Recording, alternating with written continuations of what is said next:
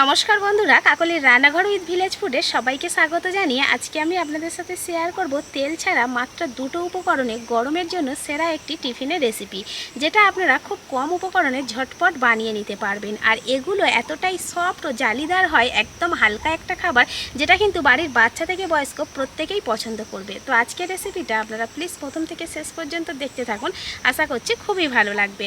আর যে সকল বন্ধুরা এখনও পর্যন্ত নতুন, তারা যদি ইউটিউব থেকে দেখেন তাহলে চ্যানেলটিকে সাবস্ক্রাইব এবং ফেসবুক পেজ থেকে দেখলে পেজটাকে ফলো করে আমার পাশে থাকবেন।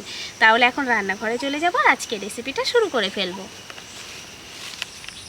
আজকের এই টিফিনটা বানাতে লাগবে না কোনো আটা, ময়দা, ব্রেড। কিভাবে একদমই সহজ পদ্ধতিতে বানিয়ে নেওয়া যায় সেটা দেখুন। তো প্রথমে একটা বড় বাটি নিয়েছি, তার মধ্যে এবারে আমি এই এক বাটি দিয়ে দেবো সুজি। তো এখানে যে আমি বাটিটা মেপে নিয়েছি, আপনারা নিজেদের পরিমাণ মতো বাটি বা একটা কাপ মেপে সুজিটা নিয়ে নেবেন।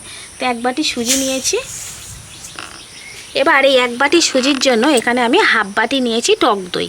তো এটা দিয়ে দেব, মাপটা কিন্তু একদম একই রকমই রাখবেন। এবার এই টক দই আর সুজিটাকে একবার একটু ভালো করে মিশিয়ে নেব, তার মধ্যে পরিমাণ মতো লবণ দিয়ে দেব।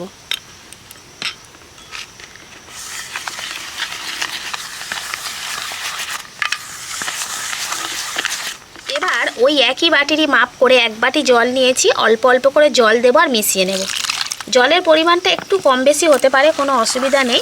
মোটামুটি এক বাটি জল লেগে যাবে আন্দাজ মতো, কারণ সুজিটা যত ভিজবে তত ফুলবে।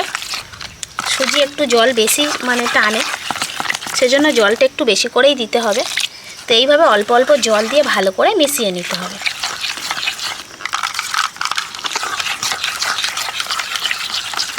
তো এখানে খুব বেশি জল আর দেব না। তো মেশাতে মেশাতেই কিন্তু একটু ঘন হয়ে গেছে, তো বাকি যে জলটুকু ছিল সেটাও দিয়ে দিচ্ছি। মোটামুটি পুরো এক বাটি জল লাগলো। তো এক বাটি সুজির জন্য হাফ বাটি টক দই আর এক বাটি জল, এটাই কিন্তু একদম পারফেক্ট মাপ রয়েছে। তো ব্যাটারটা এখন এরকমই থাকবে। এবার আমি চাপা দিয়ে 10 মিনিটের জন্য রেখে দেব। আজকে টিফিনে কোনো রকম মশলা ছাড়াই বাদামের চাটনি বানাবো, যেটা দিয়ে খেতে কিন্তু দারুণ লাগবে। তো প্রথমে আমি উনান জ্বেলে নিয়েছি, কড়াইতে দিয়ে দেবো সাদা তেল। অল্প করেই তেল দিতে হবে, বেশি তেল দেওয়ার দরকার নেই। এবার ওই তেলের মধ্যে আমি কিছুটা চীনা বাদাম দিয়ে দেবো। যেহেতু আজকে বাদামের চাটনি বানাবো, তাই একটু বেশি করে বাদাম দিয়ে দেবো। আপনাদের চাটনিটা যতটা পরিমাণে প্রয়োজন, ঠিক ততটা পরিমাণে বাদামটা নিয়ে নেব। বাদামটাকে হালকা করে প্রথমে তেলে ভেজে নেব। বাদামটা কিন্তু হালকা ভাজা হয়ে গেছে, দেখুন ফাটা শুরু করে দিয়েছে। ঠিক এই সময় আমি দুটো টমেটো কেটে নিয়েছি, এটা দিয়ে দেবো। আর কয়েকটা কাঁচা লঙ্কা দিয়ে দিচ্ছি।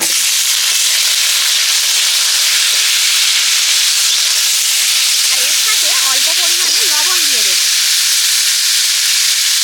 তাহলে কি হবে, টমেটোগুলোও তাড়াতাড়ি সেদ্ধ হয়ে যাবে আর চাটনিতে লবণের স্বাদটা চলে যাবে। বাদাম টমেটো ভালো করে ভেজে নিয়েছি, টমেটো কিন্তু সেদ্ধ হয়ে গেছে। এবার এটাকে আমি নিচে নামিয়ে ভালো করে ঠান্ডা করে 10 মিনিট হয়ে গেছে। এবার ঢাকাটা খুলে নেব।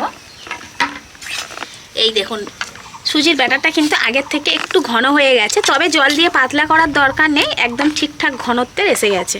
ঠিক এরকম ঘনত্বের হবে, একেবারে পাতলা না আবার খুব বেশি ঘন না। তো এই সময় এখানে আমি দিয়ে দেবো 1 প্যাকেট ইনো।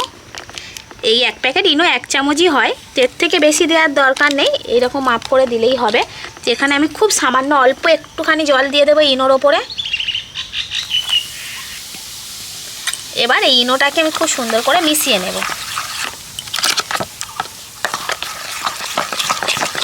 ইনোটা আগে থেকে দিতে যাবেন না, ঠিক যেই সময় টিফিনটা বানাবেন সেই সময় কিন্তু এই যে ইনোটা এটা মিশিয়ে নেবেন।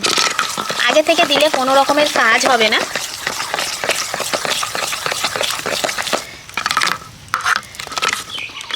তো ইনোটা মিশিয়ে নেওয়ার ফলে ব্যাটারটার মধ্যে দেখুন একটা জালিদার ভাব কিন্তু চলে এসছে। তো টিফিনটা যত জালিদার হবে, সফট হবে, তত খেতে ভালো লাগবে, তত বেশি ফুলবে।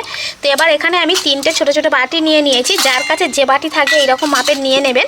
তো একটা ছিদ্রযুক্ত থালার মধ্যে বসিয়ে নিয়েছি, আর বাটির গায়ে সামান্য একটুখানি সাদা তেল নিয়ে ব্রাশ করে নিয়েছি, যাতে ভালোভাবে উঠে আসে তার জন্য। তো তেল না দিলেও হবে, সুজি দিয়ে বানানো অনায়াসেই উঠে আসবে।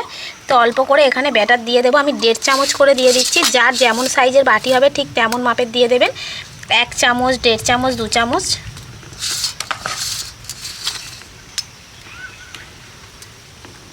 এমনি থেকে এগুলো কিন্তু অনেকটা বেশি ফুলে যাবে, তো একটু ঘা দিয়ে প্লেন করে নিচ্ছি, একটু বাটির মধ্যে আর কি সেট করে বসিয়ে নিচ্ছি।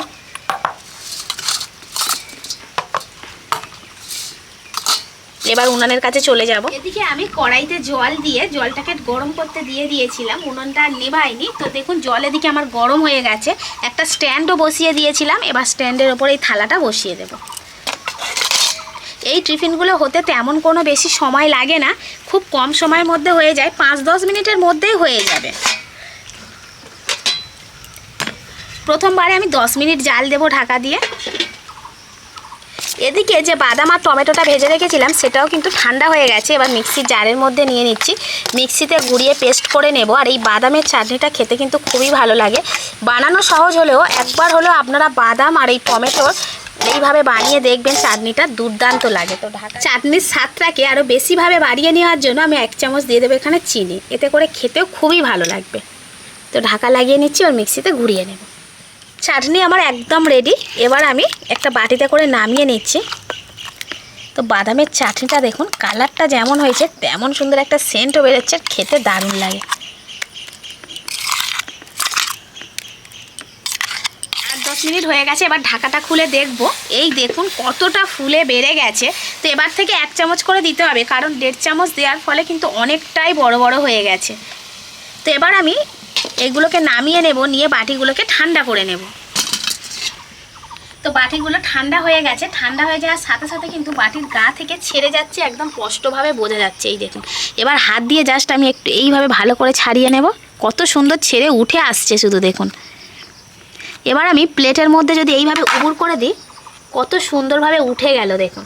তো পিছনটা দেখেই বোঝা যাচ্ছে যে এটা কতটা জালিদার হয়েছে আর কতটা সফট হয়েছে, একেবারেই নরম তুলতুল করছে কিন্তু। তো সবগুলো বাটি আমি একই রকমভাবে তুলে নেব। এই দেখুন কত সহজে উঠে যাচ্ছে বাটি থেকে, ঝটপট বানিয়ে নিতে পারবেন। আবারও ঠিক একই রকমভাবে বাটিতে ব্যাটারটা দিয়ে নেব। সবগুলো একই মাপের করার জন্য কিন্তু আবার আমি 1.5 চামচ করে দিচ্ছি, তবে 1 চামচ দিলেও বেশ ভালো ফুলবে।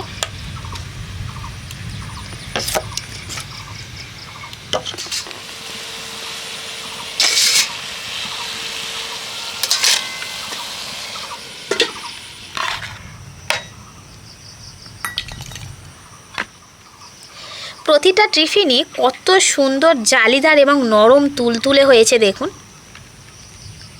মুখে দিলেই মিলিয়ে যাবে, একেবারেই সফট।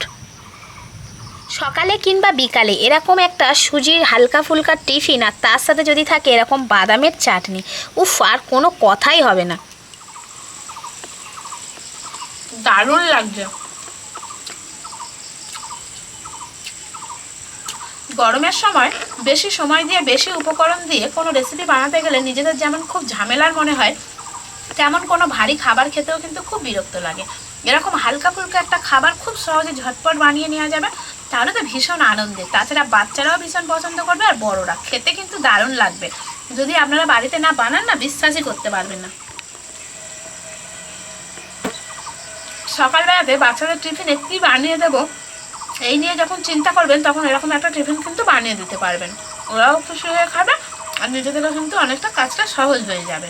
তাহলে বন্ধুরা, আজকের এই রেসিপিটা আপনাদের কেমন লাগলো সেটা অবশ্যই কমেন্ট করে জানাবেন। আর ভালো লাগলে লাইক, কমেন্ট, শেয়ার, সাবস্ক্রাইব এবং ফলো করে আমার পাশে থাকবেন। আর আমার নিত্য নতুন রেসিপিগুলো এইভাবেই দেখতে থাকবেন। তাহলে আজকের মতো এখানেই শেষ করছি। সবাই ভালো থাকবেন, সুস্থ থাকবেন, দেখা হবে পরের রেসিপিতে।